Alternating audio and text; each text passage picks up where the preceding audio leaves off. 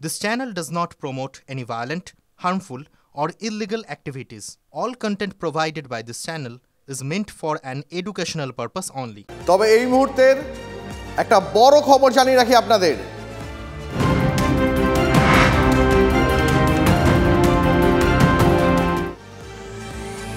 এই মুহূর্তের একটা বড় আপডেট আপনাদের জানিয়ে রাখি। রাজবংশী নেতা অনন্ত মহারাজের বাড়িতে শাহের ডেপুটি নিশীথ প্রামাণিক।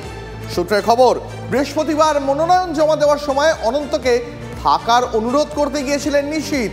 আমি বিজেপি সাংসদ, দল ডেকেছে যাব, সাফ জানান অনন্ত মহারাজ। আর এদিকে গার্ডেনিজ বিপর্যয়ের 3 দিনের মধ্যেই শেষ এনডিআরএফ এর উদ্ধার কাজ। এনডিআরএফ উদ্ধার করেছে এখনো পর্যন্ত 11 জনকে। কালই উদ্ধার কাজ শেষ করে কেএমস থেকে হস্তান্তর করা হয়েছে বাকি কাজ। তার মানে আপাতত ধ্বংসস্তূপের নিচে আর কেউ আটকে নেই বলেই মনে হচ্ছে। রুমেলা, আমার সহকর্মী অরিত্র আমার সঙ্গে রয়েছে ঘটনাস্থল থেকে। অরিত্র, আর উদ্ধার কার্য নিশ্চয়ই বাকি নেই, এবার নিশ্চয়ই অন্তত যারা আহত ছিল সবাইকে উদ্ধার করা গেছে।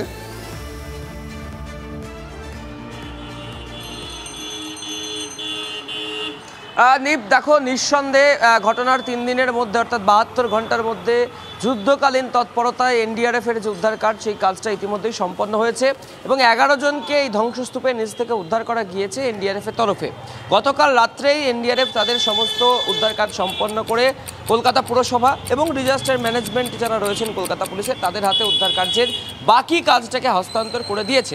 তবে দেখো, এখনও যেটা অনুমান করা হচ্ছে, একজনের দেহ নিচে চাপা পড়ে থাকতে পারে এবং যেহেতু বিল্ডিংটি লেয়ার বাই লেয়ার ভেঙে পড়েছিল, অর্থাৎ 4টি ফ্লোর ভেঙে পড়েছিল এবং সেটি নিচের দিকে ঢুকে গিয়েছিল, সেক্ষেত্রে একদম যেটা শেষ তলা অর্থাৎ নিচের যে লেয়ার, সেখানে একজন চাপা পড়ে থাকতে পারে বলে প্রাথমিক অনুমান করা হচ্ছে। তবে তৎপরতার সাথে কিন্তু বৃহস্পতিবার সকাল থেকেই কেএমসি এবং ডিজাস্টার ম্যানেজমেন্ট গ্রুপ তাদের উদ্ধার কার্য শুরু করেছে, কিন্তু সেখানে গিয়ে একটু বিপত্তি হচ্ছে।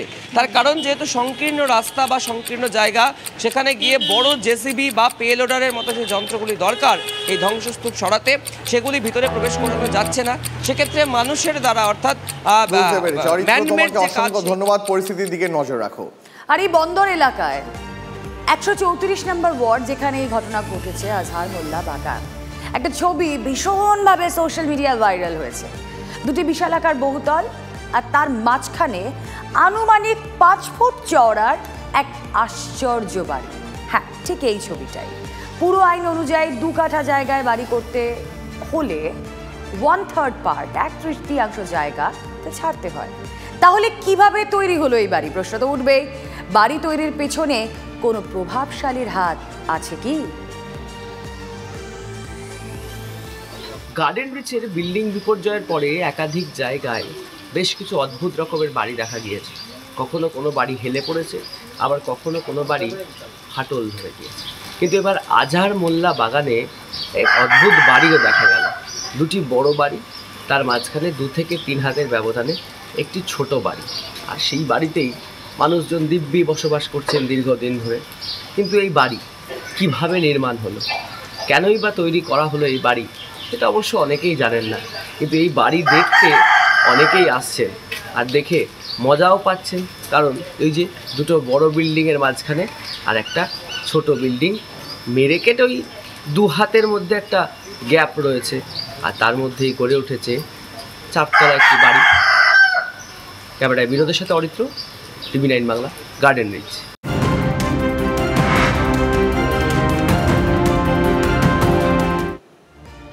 আর ফের রাজ্যে নাবালিকাকে ধর্ষণ করে খুনের অভিযোগ।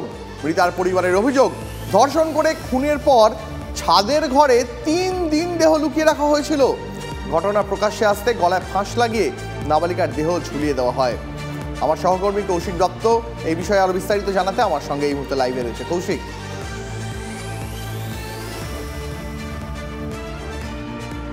এই নাবালিকার পারিবারিক অসচ্ছলতার কারণেই কিন্তু এই নাবালিকাকে পরিচারিকার কাজ করতে বাধ্য করা হয়েছে।